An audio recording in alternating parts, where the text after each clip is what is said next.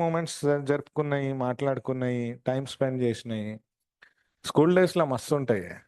ఆ టైంకి అంటే అది అర్థం కాదు, స్కూల్కి పోము అని బాధపడతాము. స్కూల్ అయిపోయిన తర్వాత ఇంకా కొన్ని రోజులు ఉంటే బాగుంటారు అనిపిస్తుంది. కాలేజ్కి వచ్చేటప్పటికి కొంచెం వింగ్స్ వస్తాయి. వింగ్స్ వింగ్స్ ఉన్నాయి, ఫ్రీడమ్ అని కూడా చెప్పాను. అంటే ఎట్లాంటి యూనిఫామ్ పోయింది, మరీ డిసిప్లిన్ పోతుంది,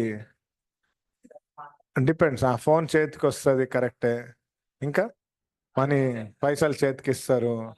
అప్పటిదాకా సైకిల్ వెళ్ళిన వాళ్ళు బస్సులు వెళ్తారు, బైక్ వస్తారు, బంక్ కొట్టడము, దోస్తులు కలిసి ఎక్కడన్నా ట్రిప్లు వేయడము, సినిమాలకు పోవడము, ఇంకా లైన్ వేయడము. ఆపి అదే నిన్నే చూస్తుందిరా కదా. అంటే that age is like that. గొడవలు, అరే నువ్వు అంటావారా నేనంట. అంటే ఇది చాలా సినిమాలలో నుంచి కాకుండా మనసుకు దగ్గరైన సబ్జెక్ట్ అది.